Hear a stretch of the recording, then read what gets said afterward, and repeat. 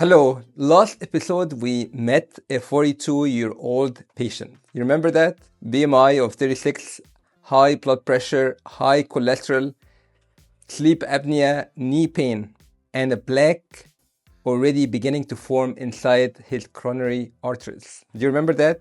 And honestly, he looked exhausted. And I told you he wasn't lazy, he wasn't careless, he was exhausted, physically exhausted, mentally exhausted, and most importantly, emotionally exhausted.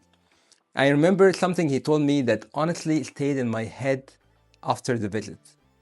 He looked at me in the eyes and he said, "Doc, I feel like I'm slowly losing control of my body." And unfortunately, a lot of people feel exactly like that right now. Maybe you are watching this video exhausted. Maybe your blood pressure keeps climbing every year. Maybe your knees hurt. Maybe your energy is terrible. Maybe you keep trying diets over and over and over again. And every single time you regain the weight. And eventually people stop believing they can change. That psychological part matters much more than people think. Because obesity doesn't affect the body, it affects confidence, self-esteem, hope.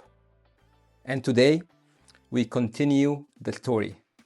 Because after we discussed coronary plaque, cardiovascular risk, sleep apnea, and metabolic disease, the patient looked at me and asked the question that honestly almost every obesity medicine doc hears now. Doc, can you just give me the shot? And honestly, social media has completely exploded with these medications. Everybody knows somebody taking one. Everybody has opinion. Some people think they are miracles. Some think they are dangerous. Some think it is cheating. And some patients walk in expecting one injection and my entire life changes. Real life is more complicated, my friends. Today, I'm going to show you exactly what happened next. How I decide who qualifies. How I choose medications. What lifestyle changes matter. What side effects patients struggle with. And honestly, what surprised this patient the most during the first 6 weeks. Because some parts of this journey are exciting and some parts are much harder than people expect.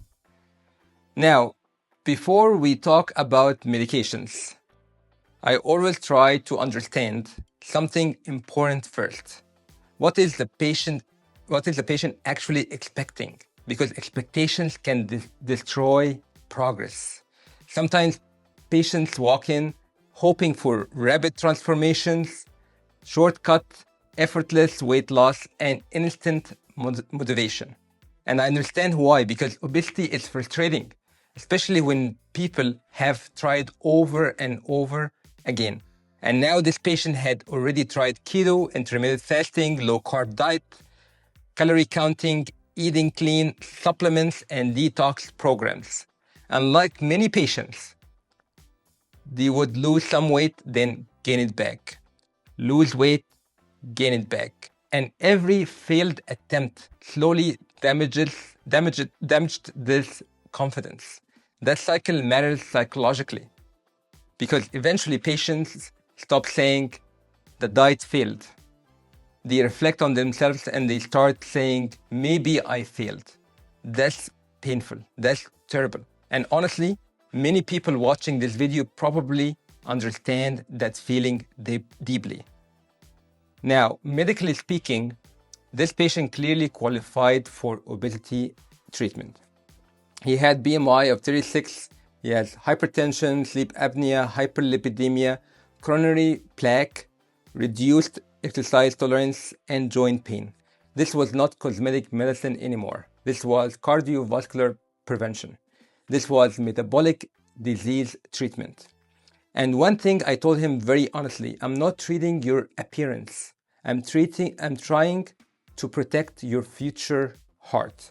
That changes the entire conversation. Now, obesity is not just about willpower. And that's important because internet conversations about obesity are usually terrible. People love oversimplifying things. They just say, just eat less, just have discipline, just go to the gym. And look, discipline absolutely matters. No doubt about it. Lifestyle absolutely matters. But no, you know what matters too? Biology matters too. Hormones matter. Appetite regulation matters. Sleep matters. Stress matters. Insulin resistance matters. And one thing many people don't understand is how powerful hunger hormones and hunger signaling can become. Now, this patient described something interesting. He said, "Doc, I think about food all day long. Not because he's weak, not because he lacked intelligence, because his appetite signaling had become dysregulated over years. By stress, by poor sleep, by ultra-processed foods, by emotional eating, by insulin resistance, by sleep apnea, all of these things can push appetite systems in the wrong direction. And many patients live in a constant battle with cravings. That becomes exhausting mentally.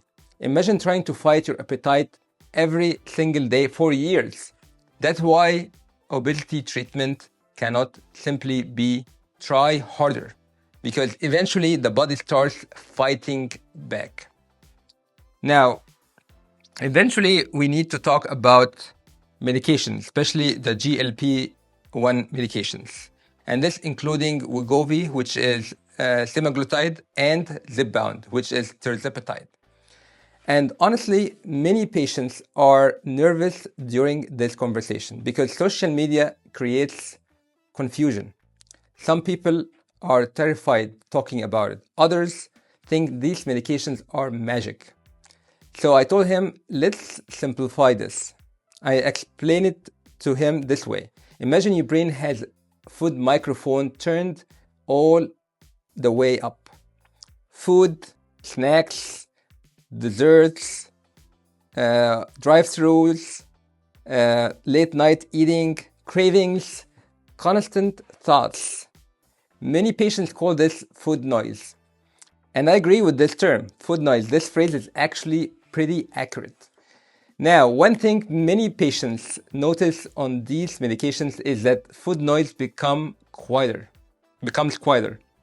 Not necessarily gone completely, but quieter. People often say, I get full faster. I don't think about snacking all the time. I forgot to eat lunch, or I stop obsessing about food. And for many patients, that feels shocking because they didn't realize how loud the craving has become until things start calming down. Now, obviously, there is more science happening underneath, which is appetite regulations, delayed gastric emptying, hormonal effects, calorie reduction. But patients don't need a molecular biology lecture. They need practical understanding.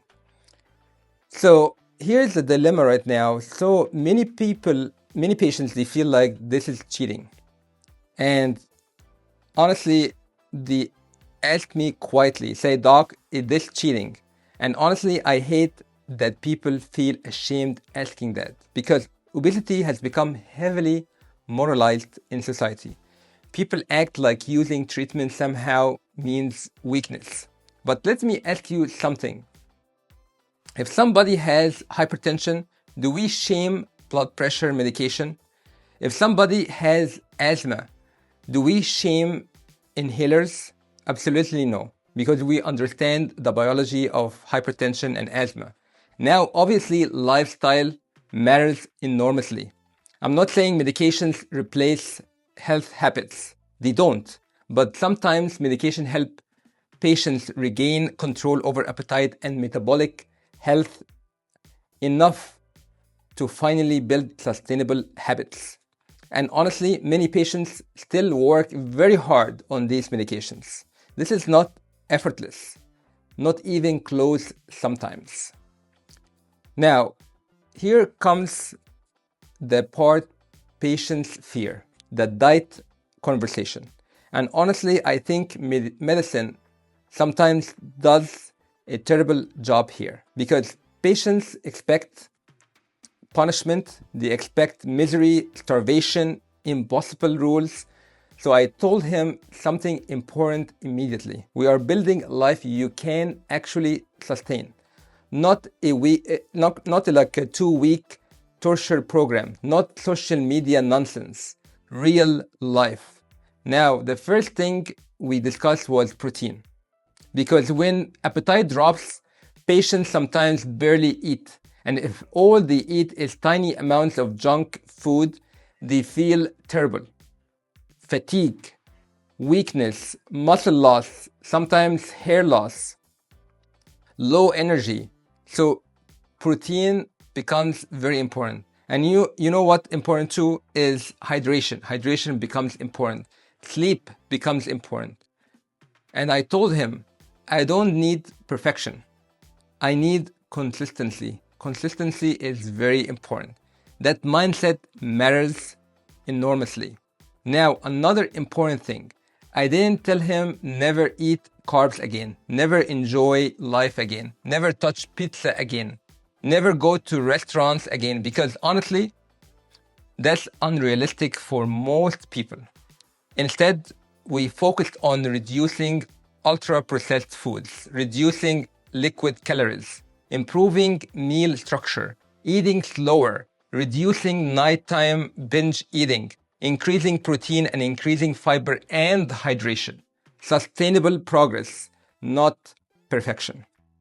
Now, besides the lifestyle and diet, exercise is very important.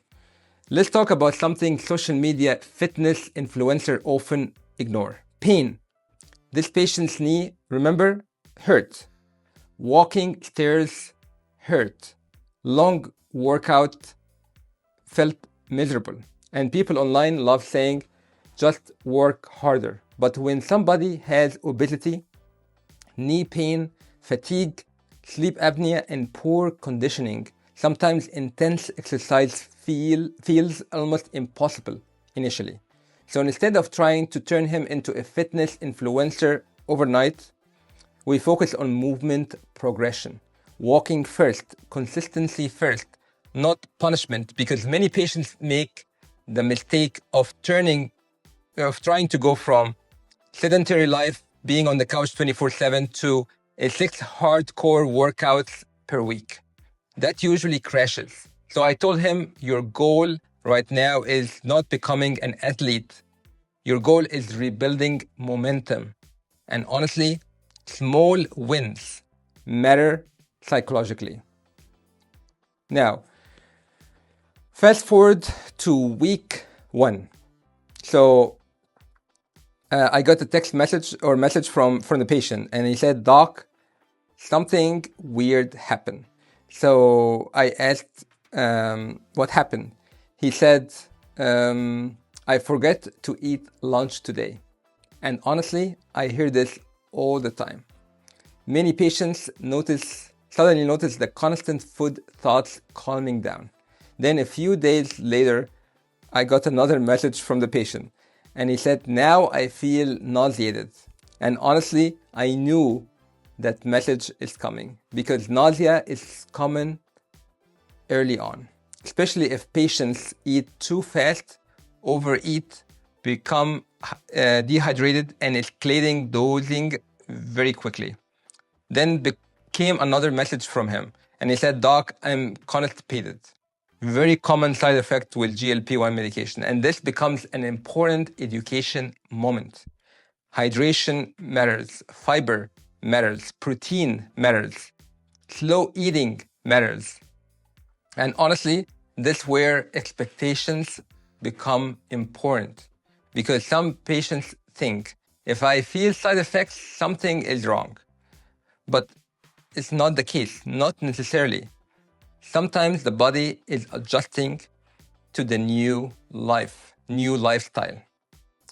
Now, here's the nightmare that most patients is worried about, which is insurance, prior authorizations, coverage denials, medication shortages.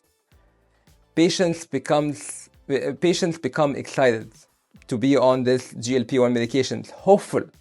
Then suddenly, wait, it costs how much? And honestly, this frustrates me too, because obesity is a chronic disease.